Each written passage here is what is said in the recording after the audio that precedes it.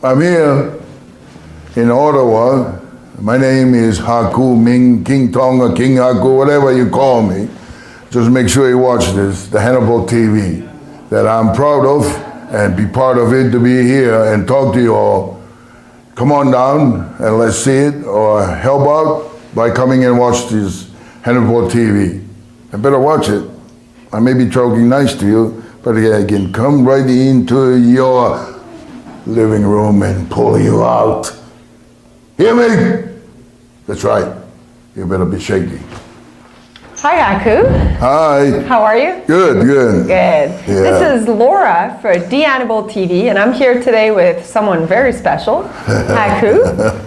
Did you have a good flight? Oh, it was good. It was good? Yeah. Good. Yeah, it was very good.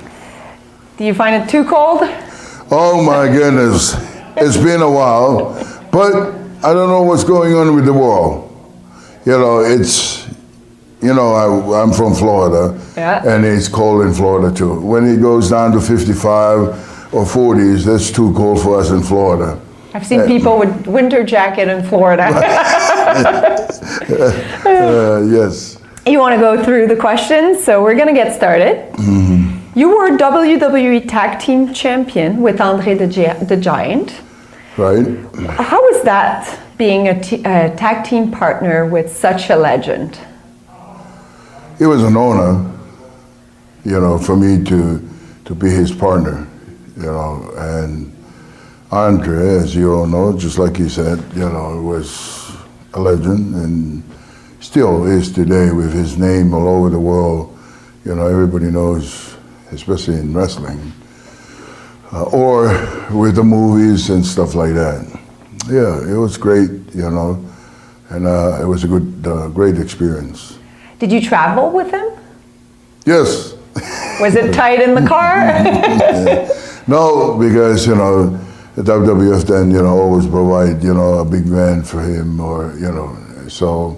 But in the airplane, yes, it was tight in the airplane, you know, of course with the first class, but still, he's a big man, you know, it's comfort there. Or, you know, some of the airline don't have first class, so they have to have the whole row. Seats, like the whole row. The whole row for him, you know, three, you know, so, you know, with me, I'm just sitting right beside him, or sit behind him, or, yeah. What was his appetite like?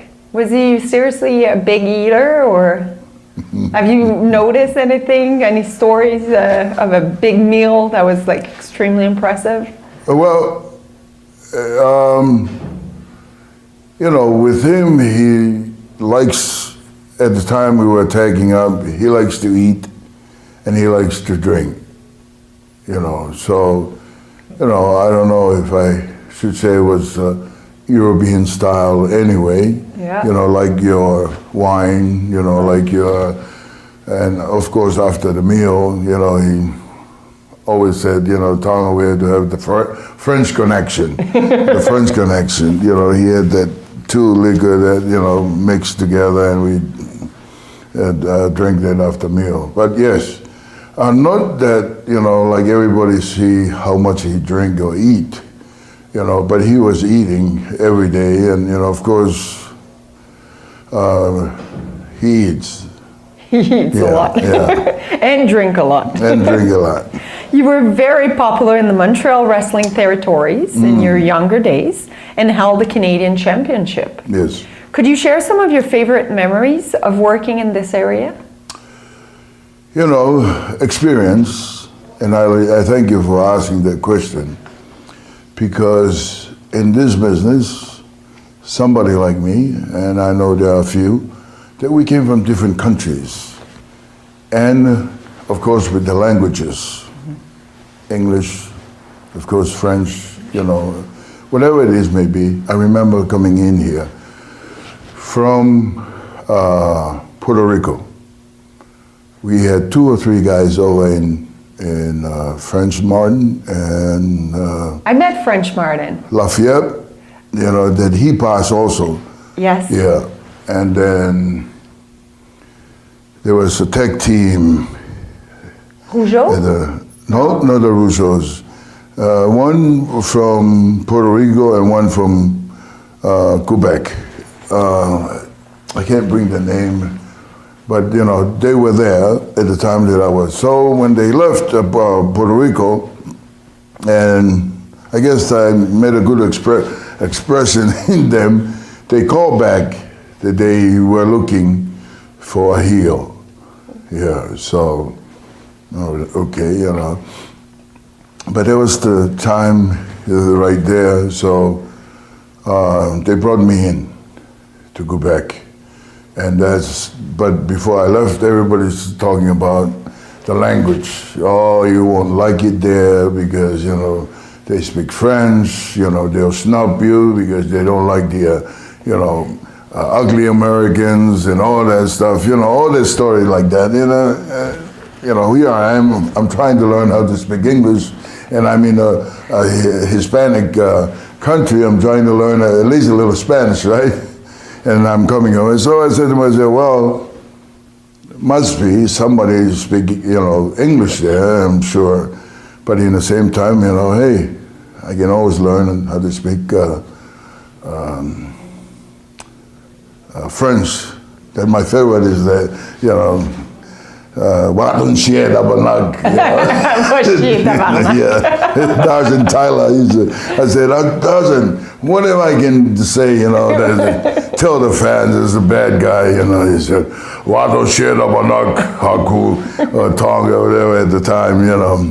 But yeah, and that was something, you know, anybody shouldn't be afraid because of the language, because that's a lovely thing to learn, the cultures, of course, you know, I love it there. Good. Yeah, I love it there. You feuded with Dino Bravo during during that same times. Any thoughts on his murder and how it was allegedly committed by a mob hit? I have no idea. The Rougeau told me later on. But the time I was there with him, you know, you hear all kind of stories about his uncle was, you know, with the mob and all this stuff, you know, we didn't know anything, never meet anybody, you know, that's like that. But, you know, of course, you're working with a bunch of, what you call, Italian, Canadian, you know what I'm saying? So, you know, we had a great time. They were always good to us, especially me with my stupid things, you know, fighting in the bars. Or now I know, you know, that's why they didn't throw me in jail, right? But yeah, with Dino, I had a great time. And like I said earlier, you know, with all this negative about coming to Montreal, you know, even in those days, I told my wife, you know, let's live here. I like it. You liked it? Yeah. But she said, no, we had to move back. At the time they have all those airplanes that they were, you know, kidnaps and all that stuff, you know. So, you know, she was kind of afraid that, you know. So, you know, we moved back. And of course, WWF perfectly come in and took over. So we moved back to the States after that. Do you have any memories of wrestling Bruiser Brody in Japan? Yeah. How was that? Bruiser Brody is one of the top heels respect by the Japanese. And you're talking about, you know, with Stan Hansen, you're talking about Taigajit Singh, you know, excuse me, all those foreigners that went in there, you know, with Giant Baba and Inoki, of course, both sides there, and, you know, Abdullah the Butcher, you know, these guys there, the original Sheik, you know, so these guys were unbelievable. I was just coming in when these guys were there, and I saw the matches and stuff like that. But Bruiser Brody I didn't know them from America. I was still young then, and I saw what they were doing and everything. Wow, you know, to me, but in the same time, you know, how they run over the fans and everything, Japanese. Different culture. It was an honor for them to run all these guys and to kick the chair, hit you and everything. You know what I'm saying? And that's the different cultures in the world. Japanese are honorly people, so if they hit you and you take a bump and say, oh, did you see that? He hit me, you know. Bruiser Brody hit me. But yes, Bruiser Brody was, you know, one of those guys there that draw, you know, like all these guys that I named them, you know, it was unbelievable. Any thought on his passing away? Of course, I'm sure we all hear the same thing, you know, that he was passed from, you know, got killed in Puerto Rico and all that stuff like that. And, you know, we will never know the real story of it. You know, you hear a story, and I'm one of those guys that I don't want to tell a story that I wasn't there. But this is what I hear, you know, that he was a, you know, and he was proud to tell me that his wife from New Zealand, because, you know, I'm from that side of the world there, you know. And my goodness, after he died, it was like 15 years later, or maybe more, that I'm finally met the wife over at CAC, you know, Cauliflower Alley club there in Las Vegas. Was she looking to get some kind of, not a revenge, but some kind of justice? Or she was in peace with the way things happened? Well, the wife? When you met her? When I met her, yeah. No, she was, all I did the first time, I met her and said, look, my name is Tonga, and finally got to meet you. I'm not trying to take away from everybody here, but I wanted to let you know that your husband was so proud to tell me that you're from, you know, New Zealand, just because I'm from that, you know, New Zealand and South Pacific. And she was, nice to meet you. And that was it. That was it. Yeah. You wrestled in Puerto Rico during these years, like in the 80s. How was that for you? Did you enjoy it? Yes. Good crowds? Yes. And what we hear now, again, that we talk about cultures, you know, and also the people, the craziness of the hot sun. You know, it's just like you all here, you know, you're a little different because I guess the snow is too cold for you guys here. The way your culture here is different from the hot weather there, you know. They're a little crazier in that way, you know. Yeah, it was, Puerto Rico was, you know, they believe, you know, they support their wrestlers from the island, yeah. And, you know, me, just happened that I looked like them, but I didn't speak the language, you know, with the afro and, you know, the way I was looking and everything, you know. And they hate me, but in the same time, either love me or respect me. I think they respect me. They love to hate you. Yeah, you know what I'm saying? Yeah. They love to hate me. That's what, and that was the thing with Puerto Rico. And that was my first break, also to work on top, you know. Again, they were looking for a heel. Dusty Rhodes was the one who sent me over there with Carlos Colon, and, you know, and I guess, okay, let's push him and see what can we, you know. But, you know, of course, again, I keep coming to what your first question, because it's very important to me, you know, about the language. You know, they didn't want to turn me to be a good guy because I can't speak Spanish. Yeah. But they don't realize, you know, hey, if they love you, if they respect you, this guy is gonna get over, no matter where he's from. If he works hard, you know, that they like the way I work and my style, they'll love me. And that's what happened. You know, once they turned me from bad guy to good guy, it was unbelievable. Very nice. Harley Race speak very highly of you in his book. Yes. He unfortunately passed away last year. Could you share any memory with us about Harley? Yeah. Maybe one or two?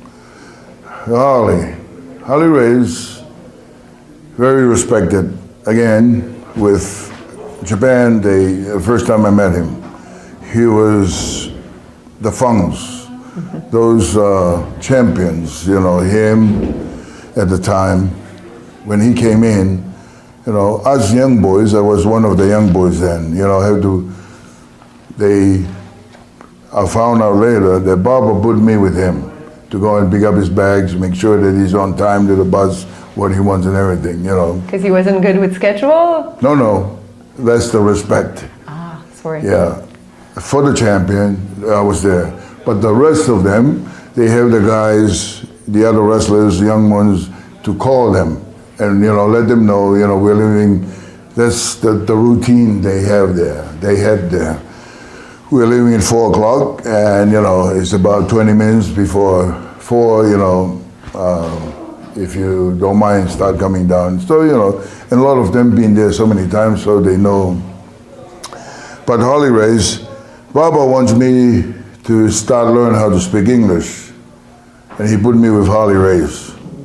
The little that he knows, Harley Race smokes a lot, and he doesn't speak much. So, for example, Harley, you ready? And, you know, he's already down, you know, at the lobby because he's smoking. Okay, sir, you know. We're going. Come, please. You know, at the time, with my little English, you know, he was just smiling. And then later on, you know, because of that, I guess he, you know, likes me and everything. All of a sudden, I pop up here in America. But they know also that's where they send us and get us prepared for the future. And then they send back to Japan, and, you know, they do everything, you know, like we, at the time, they send a magazine, a person, or a newspaper, you know, person for a month, and write about us and send to Japan. That's how they build us in those days. And yes, you know, I have so much respect for him. And the other one is when WWF gave me the king, it was from him. Oh, so that was true. Yes. He gave you his blessing to take over that gimmick. To take over the gimmick. Must have felt very good. Oh yeah, I was grateful. Like I said, you know, so many things that, you know, I was blessed with. And I thank God every day for that. That's good. You wrestled Hulk Hogan on an episode of Saturday Night's main event where you were King Haku. What was your memory of that match? And how was your relationship with Hogan over the years? Hogan is a Floridian. And let me tell you, with WWF at the time, great champion, great person, Hogan. Because in this way, we had a meeting that McMahon then said, look, wherever you want to live, we'll fly you out. Just like that. And then, you know, everybody was there for this big meeting. It was the first time, I believe. And so Hogan got up, never forget that, and he look, guys, just wanted to let you know. And he was right at the time, you know. Florida is a beautiful place. I was born there, I was raised there. Right now, the economy is good. It's time, you know, for you guys to buy a home there. It's cheap, and it's, you know, that you'll be able to. You know, you guys, up to you, whatever you want to do, but that, you know, I never forget that, you know. Did you follow his lead? Did you buy a home? Yeah, you did, okay. I still live in that house, you know. Yeah, and he was, you know, and that was the thing. The match, of course, you had to wrestle at the time with Hogan. He's the champion. That's the only one, that's the only time you're going to make some money, you know, wrestling the champion. Otherwise, No. Was it one of your best payday? Yes, of It course. was? Oh yeah. Yeah? Every time you wrestle him, it's one of the, you know, beside, you know, being with the, you know, with the giant, and you know, you wrestle with him, you know, you know, continuously on TV. You know, those days where you're not on TV, you don't pay as much as everybody else, you know. But you know, it was great, you know. Hogan is one of, yeah, and he loves his people from Florida. You know, Christmas party, you know. Were you invited? Invite of all of us, 2 or 3 Christmas in a row. Still to this day or back then? No, back then, okay. back then, yeah. Do you have a relationship with him today? That's one thing about the wrestlers. You don't call them, but you know, once you see each other, it was just like yesterday. Then you just came, you know, you're a little bit older, but you know, we all love each other. There's something about the wrestlers. You know, we maybe fight with each other, but once we see each other, you know, at least that's me. That's you, probably. Aron Anderson has said you used to travel with him, and you are one of his favorite people in the wrestling business. Do you have any memories you could share with us about Aron? Is that Aron Anderson? Yeah, yeah. Yes, okay. Yeah, Aron is a great worker. Okay. Great mind for the business. You know, 4 horsemen. You know, those are the things. You know, you have the list to go on and on. You know, with Aron, and yeah, we used to travel together on the road and everything. And I just heard that he's one of the agents for AEW. So yeah. Did well. The Barbarian has said on record you're one of his far tougher than him. You're far tougher than him. Do you think it's true, or he's just being modest? Yeah, he's just being modest. Yeah. You know, there are people, as we all know, the quiet people is the one we have to watch. We never know, you know what I'm saying? Because my father was like that. You know, he reminds me of my father. He's quiet until, you know, he's get mad, and then, you know, see you. Do you have any of his story of the Barbarian being tough, like acting off as a really tough, the toughest? Barbarian and I grew up in Tonga. Did you knew each other back then? Yeah. Oh, you did? Yeah. And then we went to the same high school. Yeah. I wanted to tell this. He's a little bit older than me, but but he's look younger than me, you know what I'm saying? But, you know, yes. And we went to sumo, represent our country. Like the wrestling sumo? Yeah. You practice doing that? Yeah, that's how we left the island. That's why we're here, sitting in front of you, Laura, you know, because of sumo.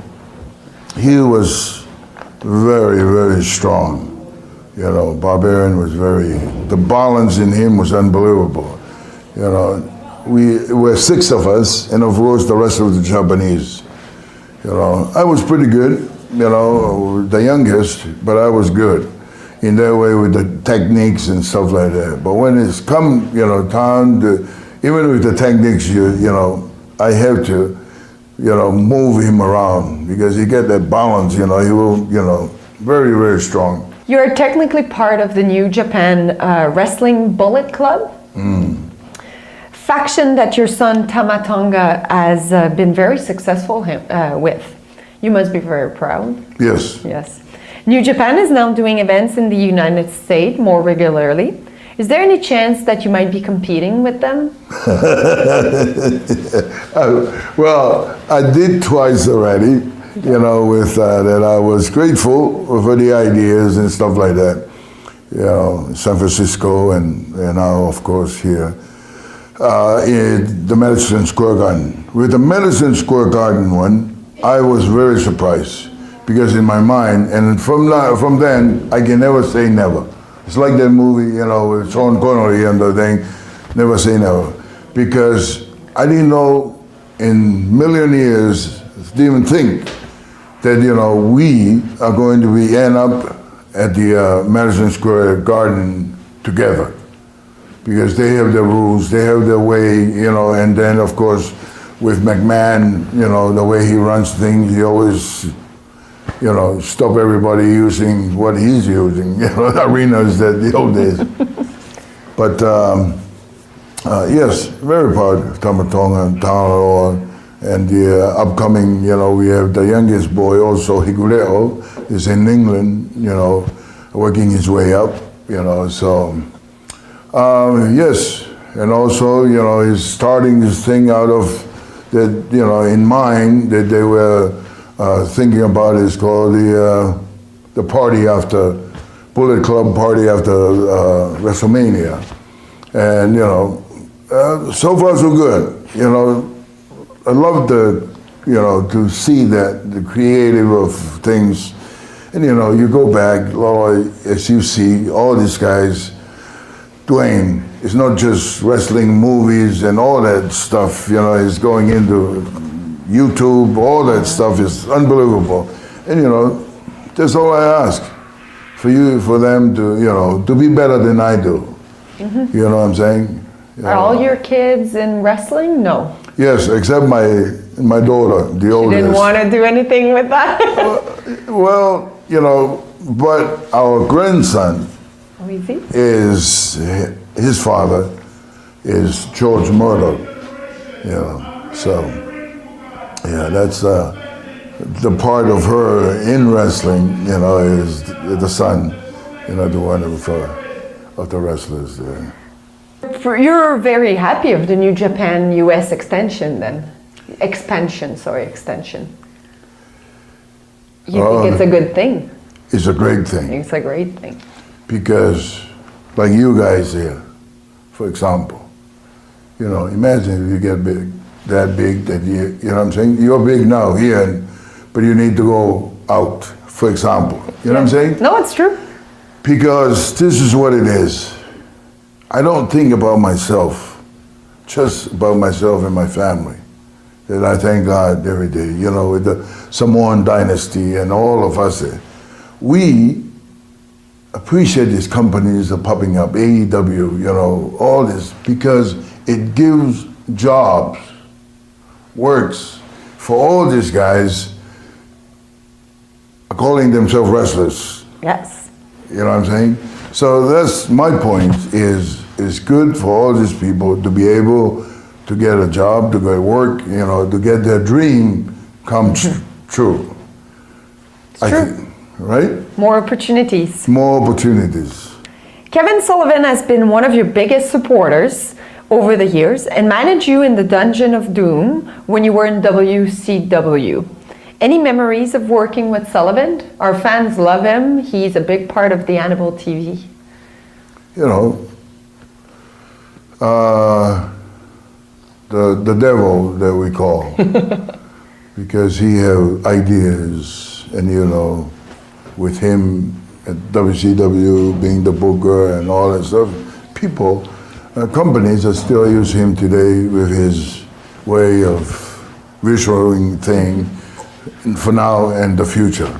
So yeah, you know, again, as being part of me that I have the Japanese, you know, I always respect these people, you know, kind of, all right, just tell me what I have to do and I'll do it the best I can. So, you know, yeah, we talk and all this stuff, we have meal and everything, but I never talk to him about the business. Okay. But I watch him and learn from what he's doing, and, you know, even today, he still call me up and, you know, see what's going on, and, you know, if I want to go somewhere, you know, he's booking, there's opportunity somewhere. He's booking for New England, isn't he? Or is he doing something for England? No? Yeah. Yeah, he is. Yeah. He's involved. Yeah, he's involved. Yeah. But that's him. You know, you never know where he's going to pop out at. You know. You're very close with Dwayne "The Rock" Johnson, you were, and bought you a truck several years ago as a gift. Could you tell us that story? Yeah. Every year I go up there to ask for autograph from what I do now. I'm working for these gentlemen, David Mars since I left WWF, and he have a foundation. So every time, you know, I go up there, just asking his mother to get me and you know, I'll go up and pick up the autograph signing, you know. So one time that year, I went up to pick it up, you know, and she said, well, Dwayne wants to see you, you know, since you're coming in, you know, and he's in town. So I said, okay.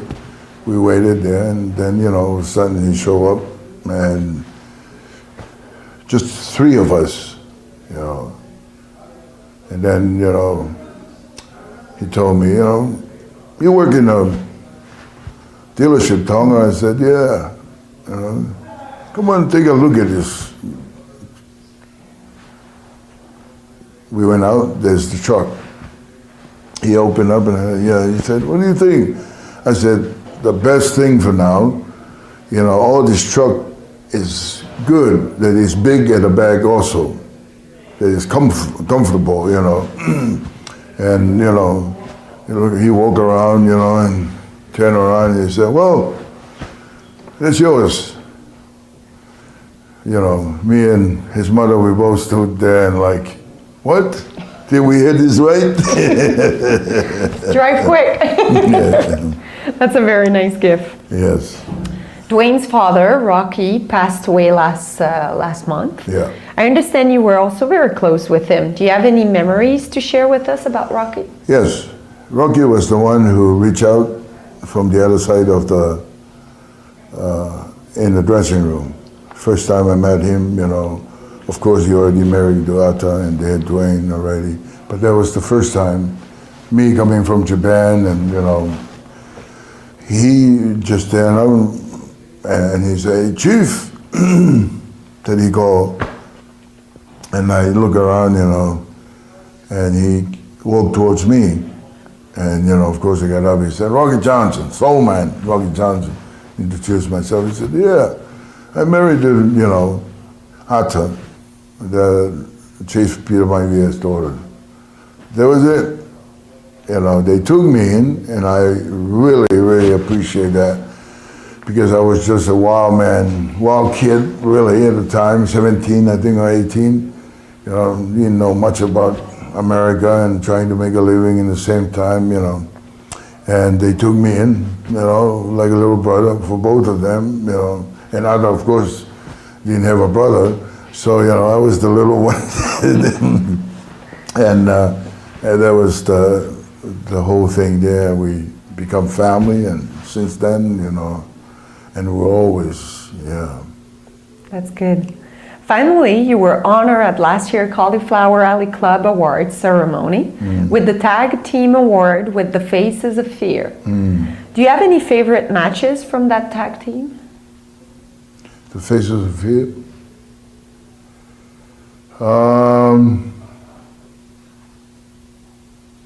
So many matches. Now, a good question, but you know, it's just, let me say this, all the matches were good, as I always say that, because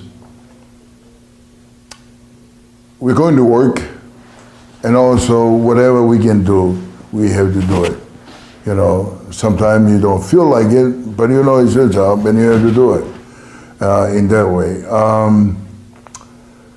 Barbarian, it was always, I'm grateful that even today that we're here together as we are growing old, and I mean it from my heart, you know, after all these years, that we still work together.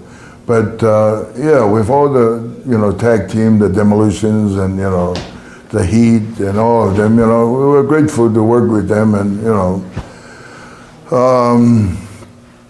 and still is that we're still the Faces of Fear. And, you know, of course, last year we were honored, you know. I look at it as, you know, I thank you, but, you know, I appreciate the recognition.